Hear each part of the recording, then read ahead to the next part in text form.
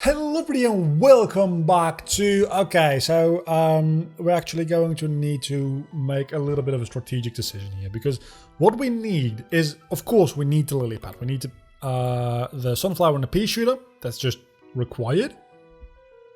We probably also will need the snow pea. I'm not going to bring the pepper bomb thing.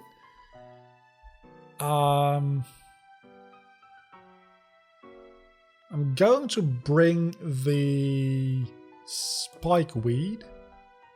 I'm also going to bring the walnuts, the squash, and the 3-peter. That's, I think, what I'm going to bring. I mean, if I want to change my mind, it's a little too late now. The strategy being, I'm not going to use the... what's its face? I'm not going to use the kelp to deal with the underwater zombies, because last time there were quite a few of them and it takes quite a while to recharge. So I'm going to instead do the lily pad walnut thing, where I actually get a more sustainable way to deal with them. I think that is the better idea. I don't know if it will be. And obviously we need the spike weeds all the way over here, because it hurts zombies when they step on it. That means I am assuming that they won't eat it either. So that's just 3 damage. And it will deal with the tires. Let's actually check that. Yeah, they won't eat it. That's good. So all the way over here, we're going to put spike weed so that if one of those showmobile... Why am I planting a plant there? Am I stupid? Distractions. It's distractions. Okay.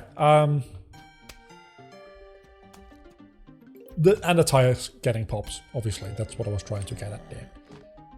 Can I please have some more sun? Thank you, because I need my pea shooter. I would very much like another sunflower, or like 6 to be added here, to be honest. But I'm also kind of afraid that I will waste exactly that was what I was afraid of. I'm not going to be able to deal with you with a pea shooter. So I'm not going to plant one, I'm just going to squash you. I'll place a pea shooter here as soon as I can.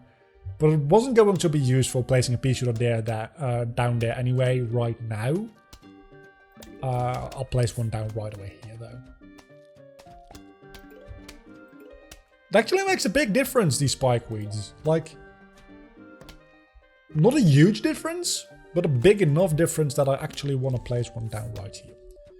It might mean that just a spike weed and a pea shooter is enough to deal with the cone zombie, which would be wonderful. Wait a second, spike weed walnuts? Is it gonna be a thing? That looks to be a thing.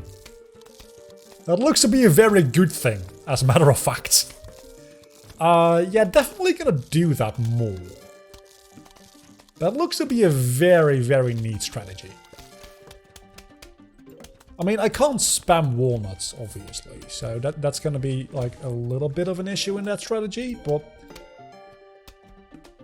generally speaking, that seems to be a somewhat decent strategy, because obviously you still do need a pea shooter for like the major damage. But all things considered, that didn't seem like a bad strategy. So let's keep at that for a little while. And also add the last... Well, it doesn't have to be last, because I can do a second layer of them. Because I'm not going to place normal plants here anyway. Or am I going to... I think I'm just going to place walnuts there. I think that's more useful than placing extra ones of these.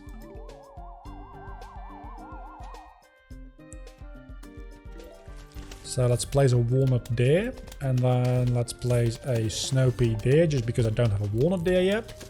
And this doesn't seem like a threat whatsoever, so that doesn't really worry me. As of right now, it doesn't, I should say.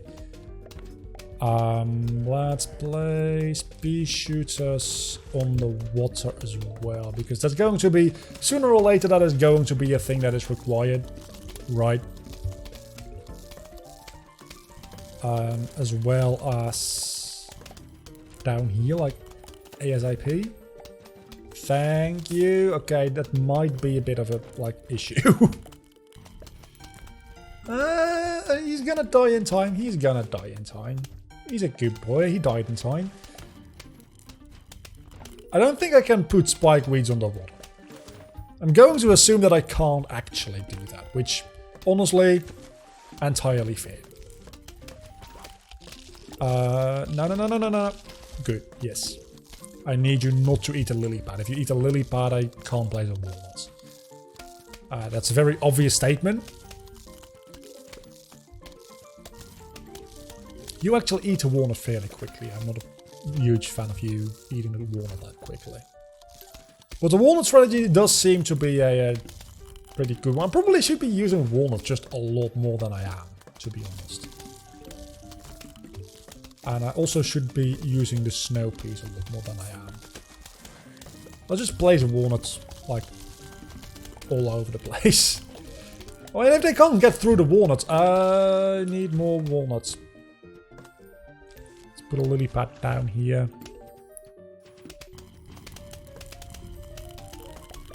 Yeah, walnuts definitely don't recharge quick enough, is the thing.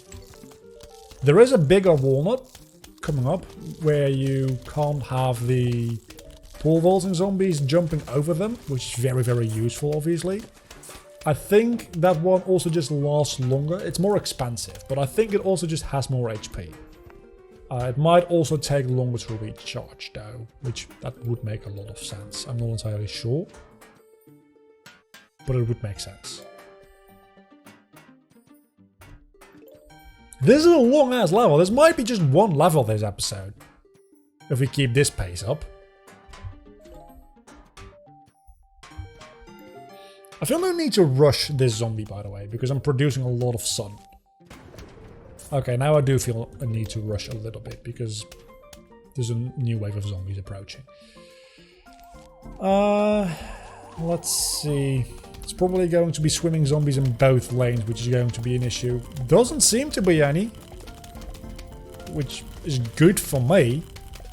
Also, I haven't seen any of the snowmobiles yet. Okay, so definitely going to want to place a walnut in that lane. But I think that's the only lane that's going to have a swimming zombie, which, again, it's good for me. Okay, so what happens here? Okay, so that does take out the what is it called? The spike weed. So it takes 100 sun to take care of one of the snowmobiles. But it's also just a generally good defense to have in that lane, so I'm not going to complain too much about it. Other than the fact that I'm getting 2 in one wave here. But it also recharges fairly quickly, so again, I can't complain too much. I can complain a little bit, and I will. But I can't complain too much about it, I don't think. Actually, let's place one of these down here, because these are the most useful in the middle 4 lanes. In the top and bottom lane, obviously, you'll waste one of the peas they shoot.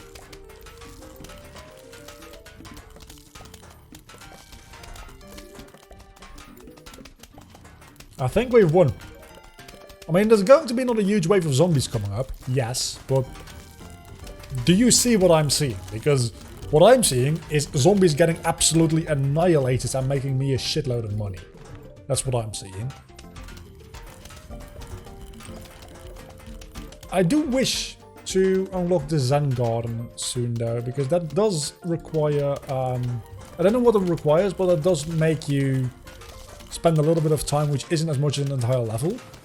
Because right now I'm in the position where I ended the last episode at about 36 minutes into my recording. We're about 47 minutes into this recording now. And if I start the next level after this, it's going to be a very long episode, which I don't want to do today, honestly. And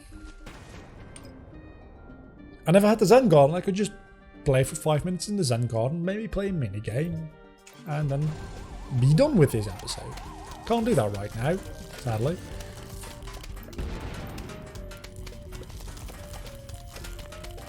This is the last wave of zombies, and it's also making me quite a lot of money, and there's hair in my eyes, and it's... I had pancakes for dinner last night. It's been a while since I had pancakes. It's not true, actually. I had pancakes on my vacation, now I think about it. But before that, it had been a while since I had pancakes. Pretty good to have pancakes. I bought some like chocolate syrup and some bananas. This is probably... Okay, never mind. I wanted the Zen Gardens. This is probably my favorite plant in the game. This is, without joking, probably one of my favorite plants in the game. Bees that pass through turn into fireballs, meaning that they deal more damage. The snow bees passing through these things turns them into normal bees. It does make for a little bit of strategy needed. Let's see if we do have anything here. Not really. You know what? Fuck it. We're just going to do level 8 as well today. And then we'll do level 9 and the end of the world next time. And then probably we have the... Oh, it's not... we have a new zombie on our hands. It's the Dolphin Rider zombie. That thing is actually very, very quick. And I think it can jump over walnuts and loses the dolphin in the process. I think it's equal to like the pole vaulting zombie, but in the water.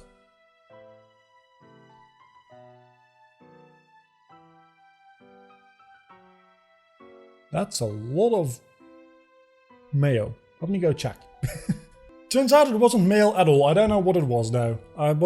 It sounded like a lot of like ladders being pushed through like the mail slot in the door. But there wasn't any mail on the door map, so I don't know what that sound was. Probably just was some people outside. And maybe some kind of fireworks? Would have sounded different in my opinion. Okay, lily pad, sunflower, pea shooter obviously. Then we're going to definitely need the torchwood. The snow pea. I'm going to bring this one as well.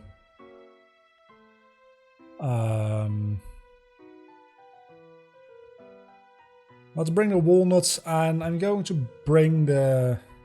either this or this. Just in case I mistake how to deal with this thing, to just blow it up. I guess I could actually just squash it, which is a lot more cheap, and recharges a lot quicker. Okay, so I'm going to try and focus a little bit in this level. I don't think this level will be too long, actually, because we have a new mechanic being introduced, which is actually perfect for me ending of this episode fairly soon. So it probably means that we're not going to do too much with torchwood here. But that's okay. That is okay. We'll do that next episode. It's alright. I explained what it is, and you guys may be able to see a little bit of what it does. I'm going to try to place at least one of them down so you can see. I'm not going to show you the fact that snow peas turn into normal peas when we go through, because that's just stupid to do.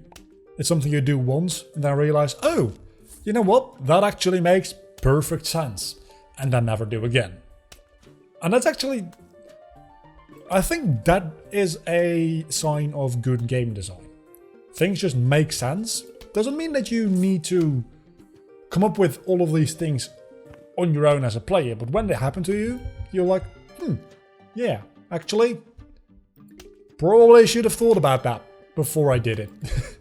and then you just know, and you don't have to like remember complicated things.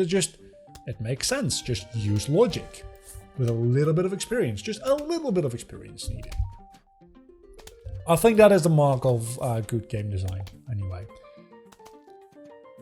And this game, as like basic and casual as it is, I think this game is very well designed. It's not like for no reason that I've played this game. This is probably like the 5th time me playing this game like all the way through. I don't do that with a lot of games. I only do that with games I actually enjoy, and with Sonic Adventure. Okay, Sonic Adventure is a bit of an exception to this rule, because Sonic Adventure is actually not a well-designed game. It's a pretty bad game, as a matter of fact, but that one I've been Stockholm Syndromed into actually enjoying. I've enjoyed it, I've played it so many times, and there's a little bit of nostalgia added in as well, but not a lot, granted, because I only played a couple of Sonic levels as a kid, and that was it, because I always got stuck because I didn't know what to do, because it's not a well-designed game. But there is a little bit of nostalgia because I did play the game as a kid. Let's place this one down here. But it's just not a good game. I'm sorry for anybody who likes Sonic Adventure. I think we can all agree that Sonic Adventure 1 isn't a good game. I'm going to go even further and say Sonic Adventure 2 isn't a good game either. And a lot of people are getting angry at me right now in the comments probably, especially since the Sonic fandom is a very vicious one. But Sonic Adventure 2, the Sonic and Shadow stages are pretty decent. I wouldn't even call them good, mind you. They're pretty decent. They're acceptable. The Tails and Knuckles stages in those games are actually very bad. And people don't remember that because you usually replay the Sonic stages a lot. Like, a lot. But if you go back and just play through the story, that's only 1/3 of the levels, mate. And it's not even an amazing third. If it was like the best, yeah, see, and after that it becomes very, very slow. If it was like the best 3D platforming in history, and then Tails and Knuckles, that would be somewhat acceptable. Let's squash you right away. I wasn't paying attention to that lane. Probably should have been.